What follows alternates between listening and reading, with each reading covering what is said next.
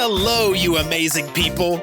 You're listening to the Marketing and Coffee Podcast, the show that brings you the latest in marketing, especially in the UAE market, with your host, BIjay.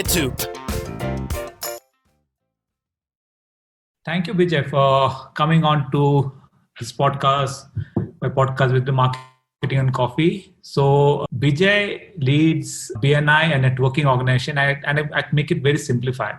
For me, BNI means a lot to me. Having worked for corporate life for a long period of time, I found that BNI helped me reach out to much more people. And the initial stages were for networking, but it's given me much more than that. And I thought that it's a wonderful marketing tool. And who else but BIjay to talk about it, who has been spearheading this entire thing in the Middle East for the last 14 years. So welcome, BIjay, to this show.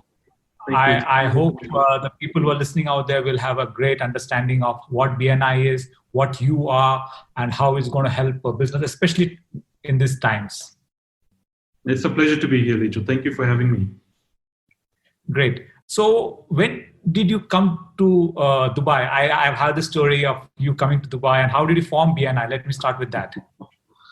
BNI actually is a franchise, BIjay. And I first discovered BNI in my days in London. I used to work for a retail stockbroker, and a lot of my colleagues were members of BNI in London. I was pretty new over there. My background, I'm actually born and raised in Kenya. I did all my higher education in the UK, but I started my career back in Nairobi.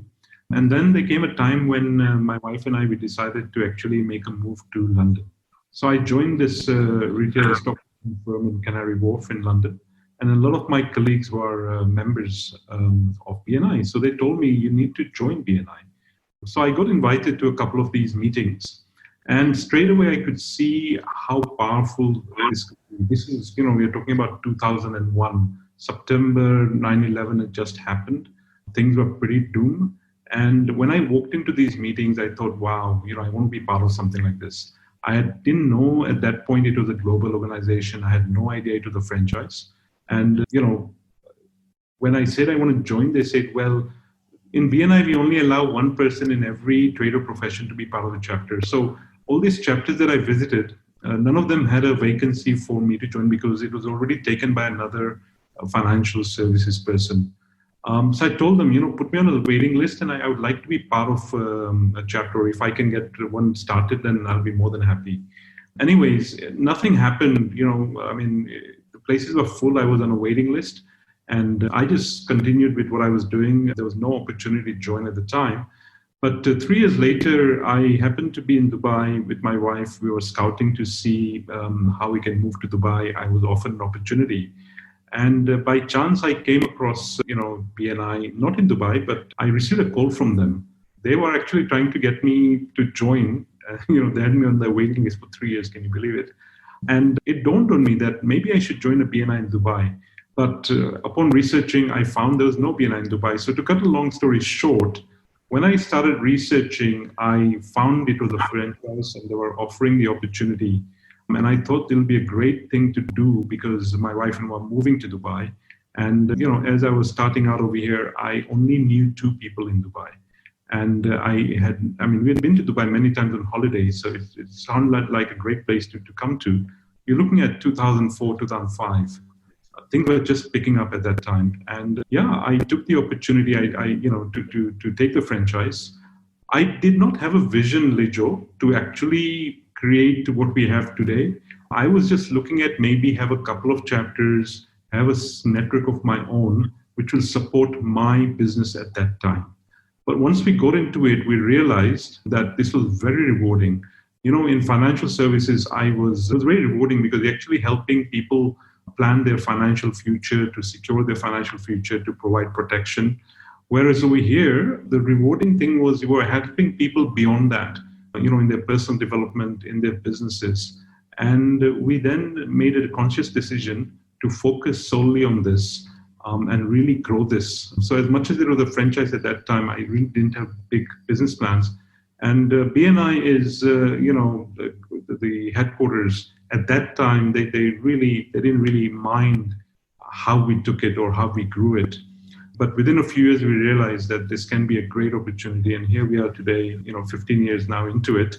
We have a community of just under 600 members in the UAE. We've managed to take it to Qatar. I said I was from Kenya, so I've located partners in Kenya and Uganda. And we've also been there for the last 10 years. So we have a presence in those markets. It's been a great, great opportunity. That's my story in a nutshell. Yeah. So one of the things that we never saw coming was this COVID. I was one of the naysayers, and we believed that I'd got a depressive view in the initial phase where the Zoom meeting started, and I felt that this is not going to help us in the networking, but it was quite a surprise, and there was lot of learnings. What are your learnings during this COVID time, and how does businesses survive, or what are the marketing lessons that they can take from this? Lijo, what has happened is, first and foremost, of course, when it comes to economic cycles, generally you have your ups and downs. Anybody who's been in business long enough will know that it's cyclical. So every maybe 10, 12 years, there will be a recession and then there'll be a boom market. But what's happened is COVID was totally unprecedented. I don't think anything like this has ever happened, at least in this generation. And that has caused a massive disruption. Huge disruption to the point where, we have all experienced this, global lockdowns and industries literally collapsing, certain industries. And what that means is when it comes to the future now, everybody talks about the new normal. It's not going to be the same again. So what does that mean for businesses? COVID eventually will go away. I wouldn't say go away, but it'll eventually kind of, we'll find a solution. It could be a cure. It could be, there have been many outbreaks in the past. Of course, nothing of this scale, but eventually there will be some solution to that. How long that will take, of course, nobody knows. And until then, that remains uncertain. So the way people's behavior changes, when you're traveling, when you're going out there, just people obviously will have to change. And for businesses, what that means is they need to change and adapt to that behavior. So, whatever the businesses are offering, the needs that consumers have, those needs will be there, but they might change. And as a result, the business needs to adapt to that change. And when it comes to that, I think depending on who's listening into this podcast, if you're in a small business, if you're an SME, then you really don't have to, I would say you don't have to worry too much, depending on how well you adapt and how agile you are. When people talk about, recession and all those things, that really applies to the corporate world out there. For small businesses, they have the ability to change things, or they should really have the ability to adapt much more easily than large corporates.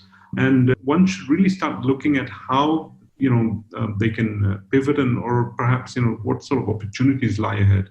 So if anything, one should actually look forward to as if it's an opportunity. Of course, it'll mean different things to different people in different industries.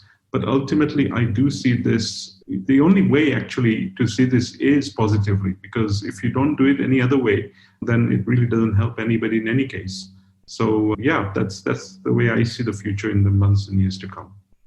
I completely agree. I've seen both sides of the coin. I have seen working for corporates where a corporate like Nokia could not turn around things faster because it being a huge big elephant of thinking. And me today as a businessman, as an entrepreneur, where I take the decision that needs to be taken. I'm much more agile. I own whatever comes through. And for me to pivot is much more easier than larger organizations. Find that opportunity, whereas a larger organization takes its own sweet time to get things moving, analyzing and paralysis. So I couldn't agree with you more. Now, coming to the utility, and a lot of people are listening out there, is networking, is there a marketing angle to networking? How does it help as a brand?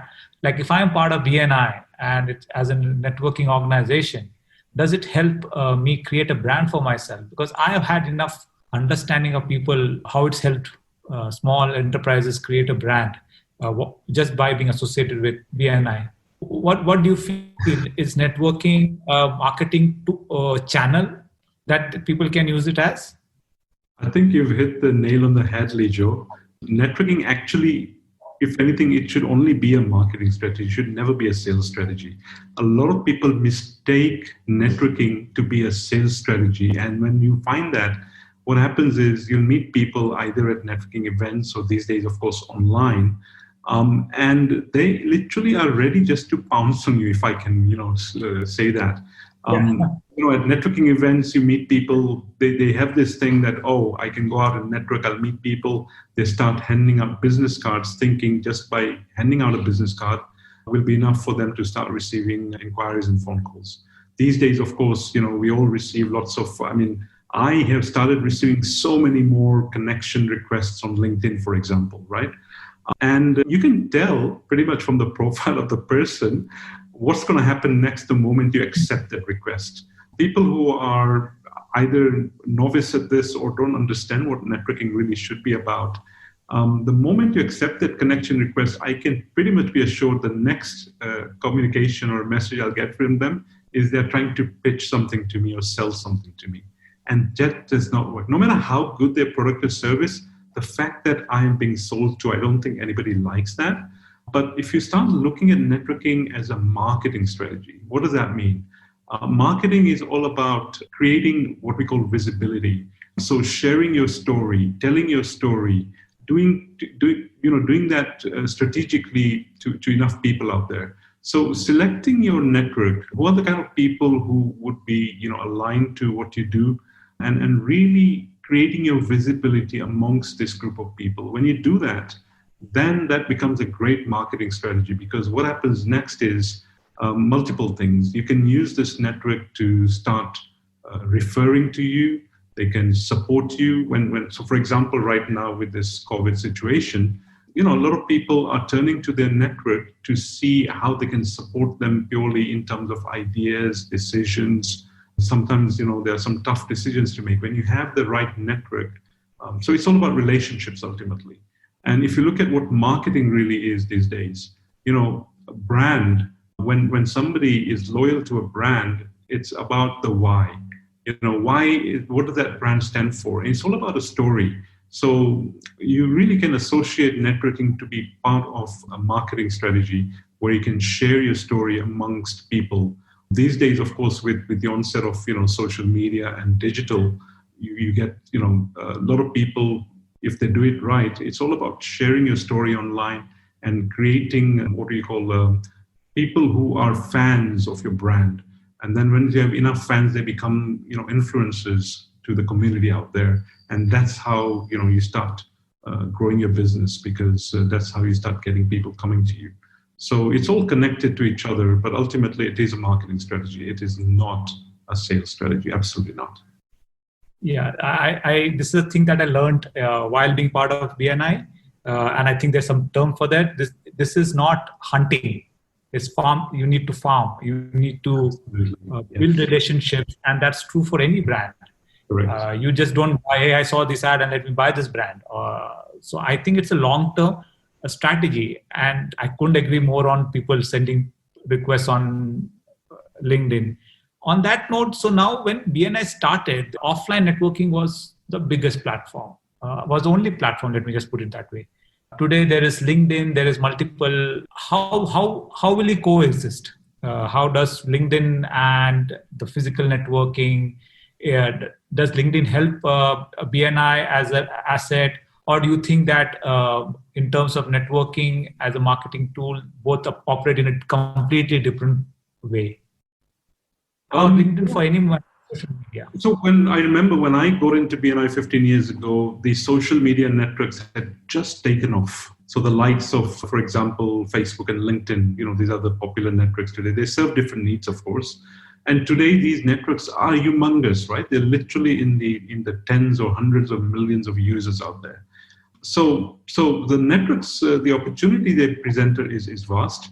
It's how you utilize these networks. I would have, thousands of contacts right now on both of these networks. But if you ask me, what is my level of relationship with each of them in those networks? It varies, but surely, if I have 5,000 contacts on my LinkedIn right now, how many of them do I really can say that I have a strong relationship with? Surely not 5,000. What BNI does is it helps you really narrow down to a select few people who are aligned, they're like-minded, they're all there to support you and each other. So you get to, connect with these people. Of course, in these days it's online, but traditionally we meet in person. And then, of course, you are meeting so frequently, literally every week.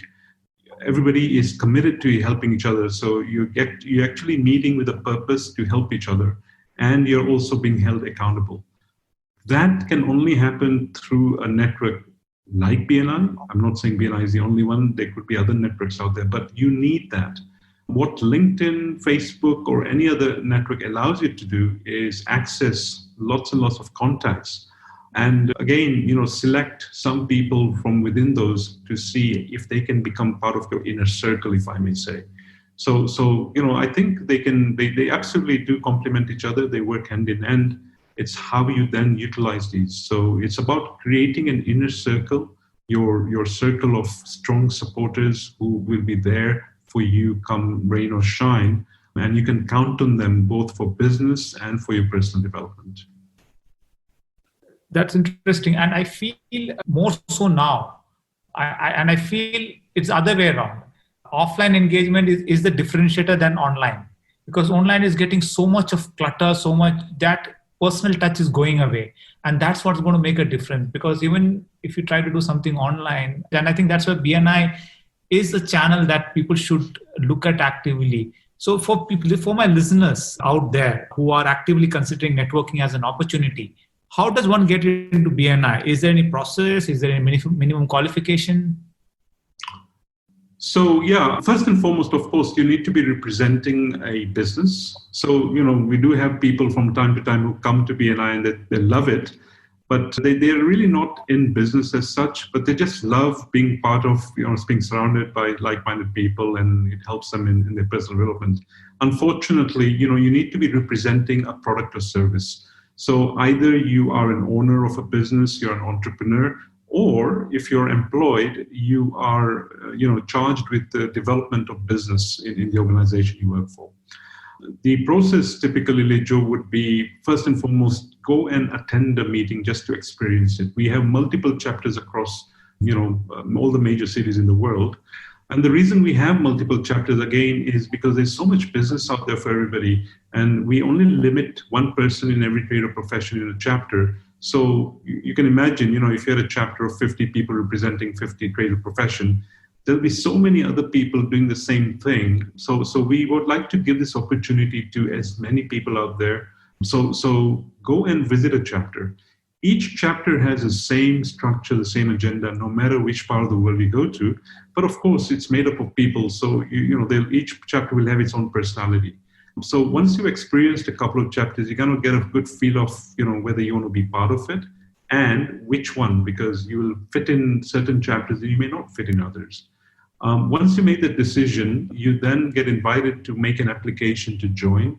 And there is a committee in each chapter. They actually conduct an interview, and they really want to make sure that, you're a good team fit.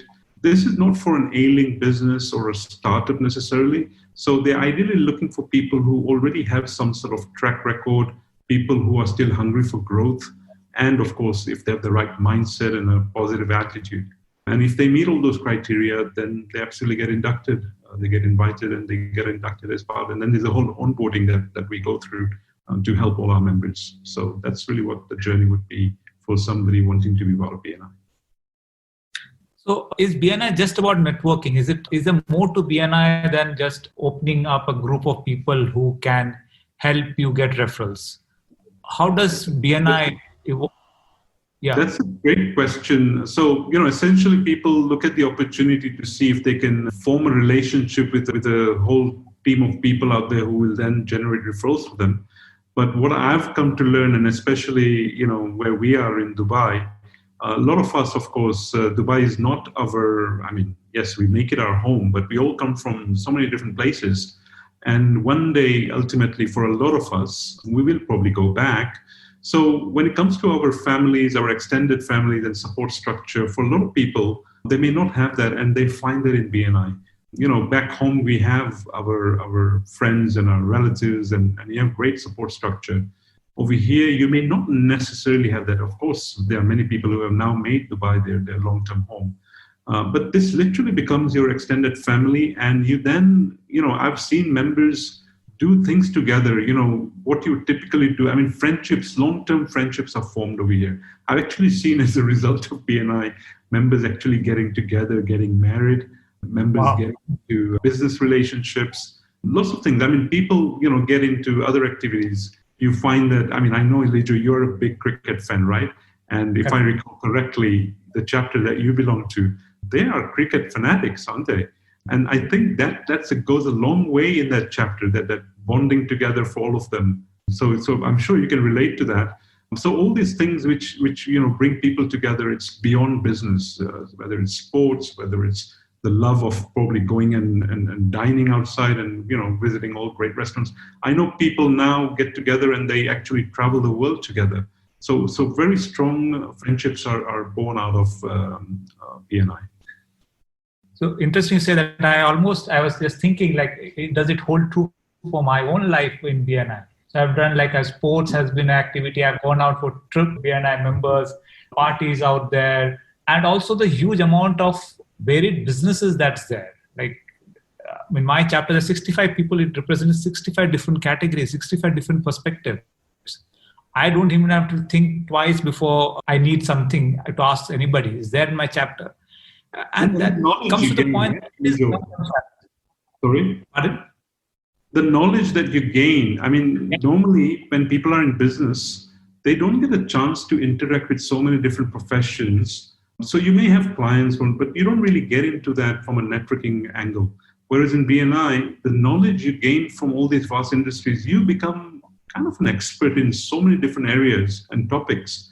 You could put yourself in any room with anybody and you could start up any conversation simply because of the knowledge you amass and the experience you amass after meeting all these people. So it's a great place to be. Yeah, and it reinforces the belief that this is a long-term plan.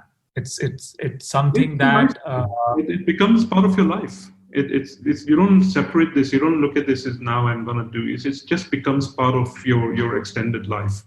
It is a lifestyle. It absolutely is a lifestyle. You start living it.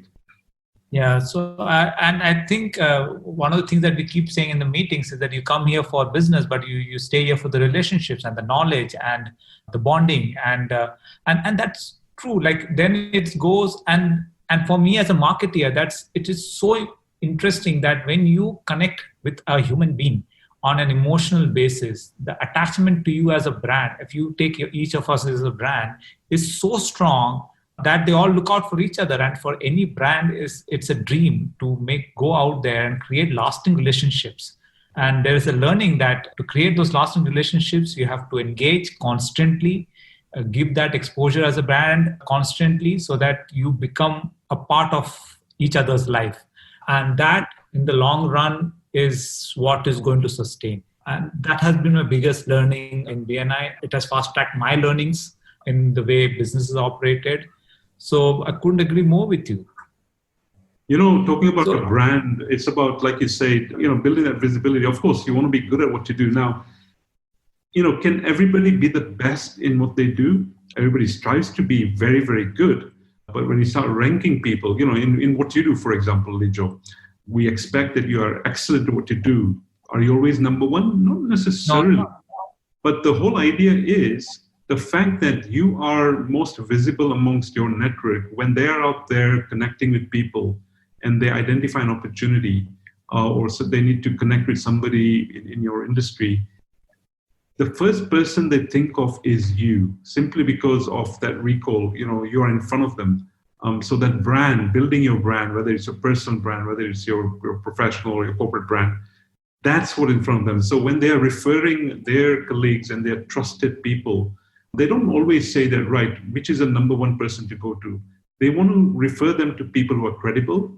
And of course, the first thing that comes to their mind will be Lijo, simply because he is there in front of them. And then that's what it's all about. It's recall, rather than trying to be the best in everything. Yes, of course, you want to be very good. You want to be credible. But ultimately, it's about being visible in front of people so that they recall you first. That's interesting. So I'm coming to the conclusion of it. So these are tough times. Is there any message that you want to send out to the listeners? Because this is the time to stay positive on the track. Any message that you want my listeners out there to take away from all your experiences in all these countries and in all these years? Yeah, thank you, Lijo. I really appreciate this. The one message I would have for everybody out there. So it's not about them joining BNI or not. They're most welcome to come and at least be a visitor and experience it. But if you are not networking, and ask yourself, what is networking about? Networking is not necessarily about meeting lots and lots of new people and making new contacts. It's a combination. So of course you want to meet new people, but networking is more about looking at your existing relationships and asking yourself, how deep are those relationships? So my message to everybody out there would be, look at the list of people you have on your most frequently called list on your phone maybe, or who do you interact with mostly, maybe on a social network, whether it's Facebook or LinkedIn, and make a commitment to yourself to see if you can reach out to these people. Make a list, maybe it's 1 a day, 2 a day, 3 a day. Set some target for yourself and just see if you can make a call to these people. And your purpose of that call really is, there's no agenda. It's really, hello, how are you? Hope you're doing well. And is there anything that I can help you with? What you're doing is really just touching base and making sure they're okay and asking and offering help. When you start doing that enough times, you will actually start seeing some trend. People will share things with you. People will open up with you. You'll come to know things about people. These are people you already know, but you'll probably come to know certain things about them that you didn't before. And over time, within a few days, you'll actually be able to make some connections. You speak to somebody yesterday and they say, yeah, things are tough or things are good or this is happening. And then you speak to somebody else tomorrow and they share something else with you. And once you start speaking to enough people, you can start connecting some dots. You can say, oh, I actually know somebody else who likes this, or I know somebody else who can help you with this. And you start making those connections and you become a master connector.